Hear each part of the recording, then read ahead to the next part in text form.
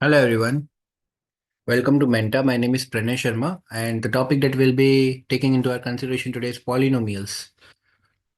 Polynomials हमने session one में देखा था कि होते क्या है। मैं उसको थोड़ा सा एक रिकैपिटुलेशन इसका जो है वो बता देता हूँ आपको कि हमने क्या कवर किया था। हमने देखा था अलजेब्रिक एक्सप्रेशन क्या होता है, पॉलिनोमियल्स क्या होता है, ठीक है, इक्वेशन क्या होती है, किस चीज़ में हम लीनियर बोलेंगे, किस चीज़ में क्वाड्रेटिक बोलेंगे, ये हम डिस्कस कर चुके थे।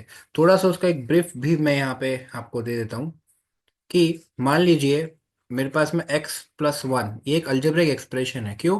क्योंकि टर्म्स कनेक्टेड है विथ प्लस और माइनस, राइट, दो टर्म्स कनेक्टेड है। ये इक्वेट किया मैंने, मान लो एक टर्म के, इस टर्म को भी मैं ऐसे लिख सकता हूँ 5x⁻0। सर नहीं, combination of constant and variable, right, is what an expression. तो एक तरह का एक्सप्रेशन हो गया। अगर मैं इसमें 5+2x लिख दूंगा तो वापस से दो टर्म एक दूसरे से कनेक्टेड है, इक्वल्स टू साइन बीच में है, तो ये इक्वेशन है। क्योंकि हाईएस्ट पावर वन है तो ये लीनियर है, ठीक है। लेकिन कोई भी चीज पॉलिनोमियल कब बनती है? तो algebraic expression x+1 is an algebraic expression, 5x+2x is an 5+2x is an algebraic expression, बीच में इक्वल्स टू है तो ये एक इक्वेशन है।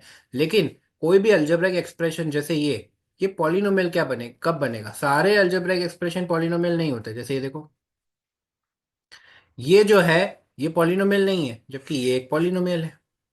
कैसे पता पड़ा? दो रूल होते हैं कि एक तो जो पावर होती है ना ये वेरिएबल की, ये होल नंबर होनी चाहिए, ठीक है। रूल नंबर टू, डिवीजन तो बिल्कुल अलाउड नहीं है, कहीं से कहीं तक हमें डिवीजन अलाउड ही नहीं है। तो जैसे यहाँ पे ये डिवीजन आपने देख लिया। रीजन क्या है कि इसको जब मैं ऊपर लेके आऊंगा तो ये 2x⁻⁻2 होगा, तो रूल नंबर वन जो है उसका वायलेशन हो जाएगा। तो सारे अल्जेब्रिक एक्सप्रेशंस पॉलिनोमियल्स नहीं होते, लेकिन सब पॉलिनोमियल्स जो हैं वो अल्जेब्रिक एक्सप्रेशन होते हैं। ये हमने देखा था। आज हम बात करेंगे इनके बीच में रिलेशन क्या होता है, ठीक है ना। Let us try to find out the relationship between zeros and coefficients of linear and quadratic polynomials. हम लोग लीनियर भी पॉलिनोमियल कंसीडर करेंगे, क्वाड्रेटिक भी कंसीडर करेंगे। क्वाड्रेटिक में क्या होता है? Maximum power to. लीनियर देखिए, अब अगर आप इसको ध्यान से देखें, ये एक्चुअली जब आप आगे जाके पढ़ेंगे, अ, ये आपके आगे हायर ग्रेड्स में आएगा। y=mx+c एक इक्वेशन होती है लाइन की, ठीक है, कि जहाँ पे m क्या होता है? स्लोप होता है लाइन का। तो ये आप आगे जाके 2D ज्योमेट्री में पढ़ेंगे कि ये एक स्ट्रेट लाइन जो है उसकी इक्वेशन है।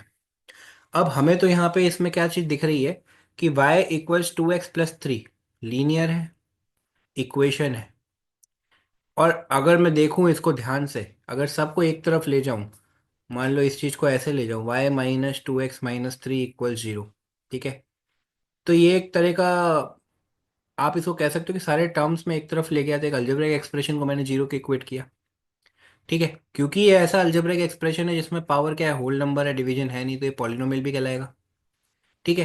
तो हम तो सिर्फ इसको अभी कंसीडर कर रहे हैं कि ये चीज क्या है। y=mx+c, नॉर्मल ये जो जनरलाइजेशन है उसी से हमने कंपेयर किया। अब इसके अंदर आगे की कहानी क्या है? इसको हम रीराइट भी कर सकते हैं। रीराइट कैसे किया सर? इसमें रीराइट करने वाला क्या था? ये जो -x था ना, इसको मैंने -1x लिख दिया, देखो ध्यान से, ठीक है। इससे क्या मिला आपको? y=ax+b वाला फॉर्मेट मिल गया, जो कि मैंने आपको पहले ही बता दिया था कि y=mx+c जो होती है वो लाइन की इक्वेशन होती है, ठीक है। ये वैसा ही कुछ है। यहाँ पे a जो है वो कोएफिशिएंट ऑफ x है, जो कि स्लोप ही होता है एक तरह का, लेकिन फिलहाल आपको इसको नहीं देखना है, ठीक है। हम इसको इसी फॉर्मेट में देखेंगे, y=ax+b। जैसे b एक कांस्टेंट हो गया, a क्या हो गया? कोएफिशिएंट ऑफ x हो गया, और y क्या हो गया? एक एक तरह का फंक्शन बोल लो जिस जो x के अंदर डिफाइंड है, ठीक है। General form of a linear polynomial, ये लीनियर पॉलिनोमियल हुआ। इसको आप पॉलिनोमियल भी बोलेंगे। क्यों? क्योंकि ax+b क्या है? एक तरह का पॉलिनोमियल ही है, और इसको y से इक्वेट किया है, मतलब हम इसकी वैल्यू कहीं कैलकुलेट करके किसी चीज में रिस्टोर कर रहे हैं, ठीक है ना। स्टोर कर रहे हैं, रिस्टोर नहीं, स्टोर कर रहे हैं। तो अगर आप ऐसा कुछ भी करते हो तो ये आगे चल के आप इसमें एक और चीज पढ़ोगे कि ये फंक्शन भी कहलाता है। f(x) is defined as x² + 1। इसी f(x) को मैं y भी बोल सकता हूँ, ठीक है। तो एक तरह का फंक्शन का है, लेकिन आप इसको सिर्फ नॉलेज की तरह से रख सकते हो अभी। ये जो चीज है ये लीनियर हो गई, ठीक है ना, और इसका जो आउटपुट आएगा वो इसके अंदर हमने स्टोर कर दिया y के अंदर। तो ये जनरल फॉर्म होती है लीनियर पॉलिनोमियल के, जहाँ पे ए और बी क्या होते हैं, कोई फिश, ए और बी जो है वो तो कांस्टेंट टर्म है, और ए क्या है, कोएफिशिएंट ऑफ एक्स। या इन दोनों को हम बोल सकते हैं कांस्टेंट कोएफिशिएंट, मतलब यहाँ पे वेरिएबल नहीं होगा। कांस्टेंट कोएफिशिएंट मतलब मैं ए को वाई नहीं मान सकता वापस, क्योंकि ये हो जाएगा y equals x y plus b. ऐसा नहीं होना चाहिए। ठीक है, रूल्स क्लियर हो गए इसके। चलिए, अब रिलेशनशिप देखिए, अगर इसको बहुत ध्यान से देखें हम, जैसे ये है कि भैया y equals a x plus B है। अगर आपको इसमें से किसी ने ये बोला कि मुझे तो सिर्फ यहाँ पे क्या चाहिए, x की वैल्यू चाहिए, कैसे निकालेंगे? y equals a x plus B है, इस b को इधर ट्रांसपोज कीजिए तो ये हो गया y minus B equals a x. ठीक है, अब हमें तो x चाहिए ना, तो a को जो मल्टीप्लीकेशन में उसको डिवाइड में भेज दो, तो y minus b by a equals x. तो इसका मतलब क्या हुआ, x बराबर y minus b by a हो गया। ठीक है, यही तो चीज देखनी थी, नॉर्मल सी इक्वेशन थी जो मैंने सॉल्व करी। ठीक है, अब अब ये तो हमने डायरेक्ट वैल्यू कैलकुलेट करा, लेकिन मान लो अगर मेरे को देखना है कि ये पूरा वैल्यू जीरो कहाँ हो रहा है, तो कैसे देखूंगा?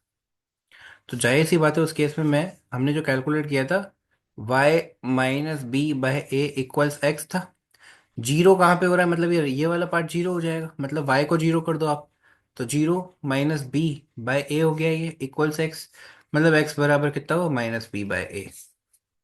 यही तो लिखा है उस स्लाइड के अंदर, देखिए। लेकिन यहाँ पे ए जीरो नहीं होना चाहिए, अगर ए जीरो हुआ तो क्या होगा, कोइफिशिएंट जो है, कांस्टेंट कोइफिशिएंट इस तरह अगर ये ही जीरो हो गया, तो ये फिर y बराबर b हो जाएगा। ठीक है, तो ये तो एक कांस्टेंट को कांस्टेंट से इक्वेट कर दिया आपने, जो कि हमारे कोई काम का नहीं है। और यहाँ पे ए जीरो हो भी नहीं सकता, क्योंकि ये डिनोमिनेटर के अंदर है, अगर ऐसी सिचुएशन आती है तो ये नॉट डिफाइंड होगा मैथमेटिक्स में। ठीक है,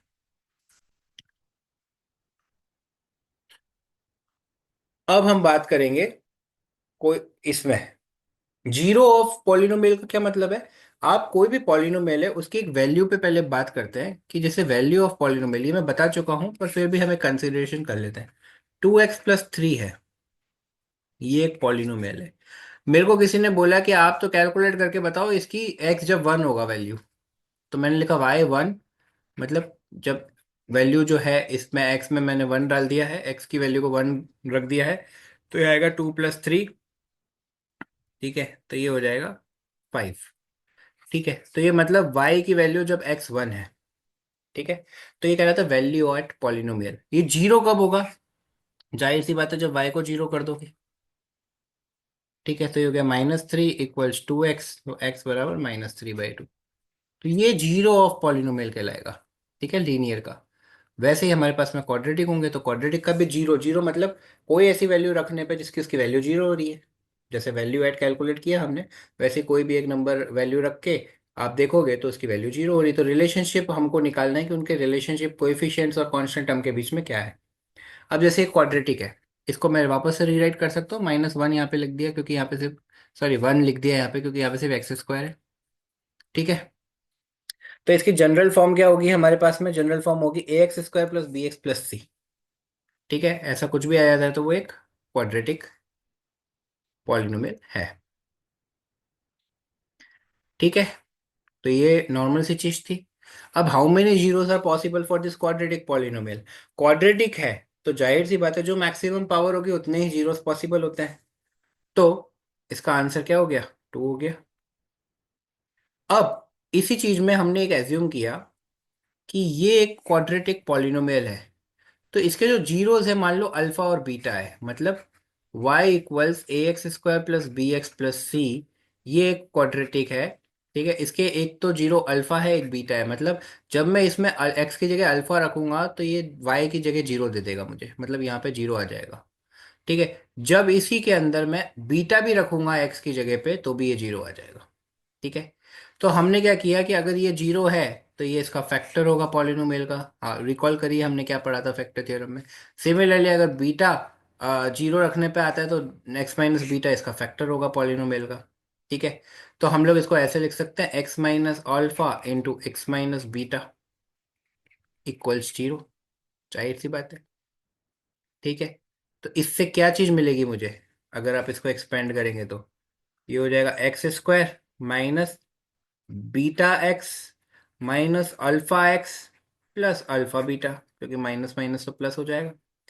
यहां से क्या हो गया, एक्स स्क्वायर माइनस एक्स को कॉमन ले ले तो क्या बचता है, alpha plus beta plus alpha beta. मतलब अगर हमें सिर्फ जीरो दे रखे हैं तो हम क्वाड्रेटिक इक्वेशन निकाल सकते हैं। कैसे निकालेंगे, X square minus alpha plus beta, मतलब product of sorry sum of the roots, इसको रूट्स भी कहते हैं, या सम ऑफ जीरोस कह लो आप, इनटू अल x plus product of roots. ठीक है।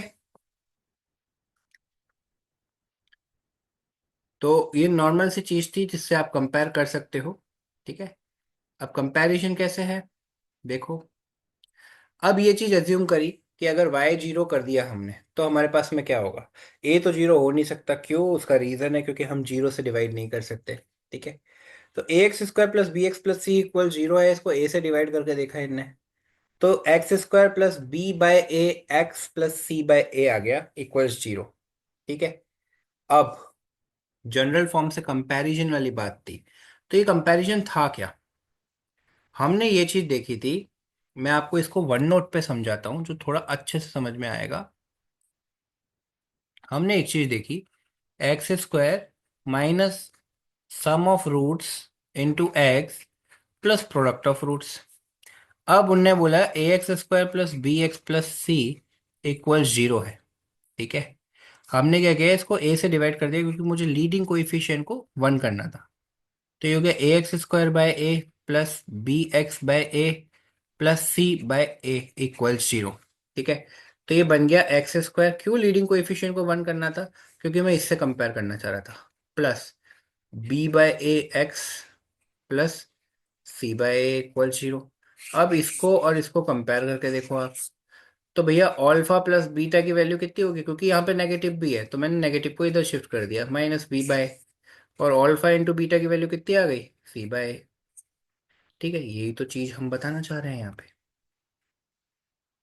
देखिए, तो मतलब सम ऑफ रूट्स जो होता है वो माइनस बी बाय ए होता है, और प्रोडक्ट ऑफ रूट से सी बाय ए, ये आपको याद रखना है। ठीक है, this is something that I request you to please go through with this once again. In case if you did not follow anything you can mention the same in the comment section. Right. तो अब उन्होंने पूछा कि ये एक polynomial है ना, तो what are the zeros of this polynomial, बताइए इसका जीरो क्या होगा। Find the zeros of x square minus 5x plus 6 and hence verify the relationship between its zeros and coefficient. तो सबसे पहला स्टेप क्या है, अगर आपको p ऑफ x दे रखा है, ये आपका p ऑफ x है क्योंकि x में डिफाइंड है, इसका डेनोटेशन यही है, इसको जीरो के इक्वेट कर दो। अब ये क्वाड्रेटिक है तो इसको क्वाड्रेटिक की तरह से सॉल्व करेंगे। तो मैंने इसको कैसे सॉल्व किया, minus three x minus two x, sum is minus five but the product is plus six, common ले लिया, x x minus three minus two x minus three equal zero, फिर से कॉमन ले लिया, x minus three x minus two equal zero. तो either x should be three और two, ये आ गया। अब इधर से हम रिलेशनशिप को, ये तो दो आपके रूट्स आ गए, तो इसी को आप क्या बोल सकते हो, लेट अल्फा बी थ्री और बीटा बी टू। अब अल्फा प्लस बीटा आपने किया तो कितना आ गया, यहाँ पे पांच आ गया। और पांच अगर मैं इसको देखूं तो कैसे आएगा, इस वाले कोएफिशिएंट को देखो, मतलब माइनस, अगर आप इसको इससे कंपेयर करते हो a x square plus B x plus c से, तो यहाँ पे ये कितना होगा, माइनस बी बाय ए होगा, ए क्या है, वन है यहाँ पे। ठीक है, सम तो यही होता है alpha plus beta, minus b मतलब फाइव, यहाँ पे माइनस फाइव है, तो ये हो गया minus of minus five by one, मतलब फाइव, वेरीफाई हो रहा है। ठीक है। अल्फा इंटू बीटा अगर आप करते हो तो ये कितना आएगा, थ्री इंटू टू मतलब सिक्स। ठीक है, और ये किसके बराबर होता है, सी बाय ए के बराबर होता है, सी कितना है, सिक्स बाय वन, वेरीफाई हो गया दोनों, बस दैट इज इट। यही हमारा क्वेश्चन था। तो देखो कितना सिंपल था ये। ठीक है, तो thank you so much for your valuable time.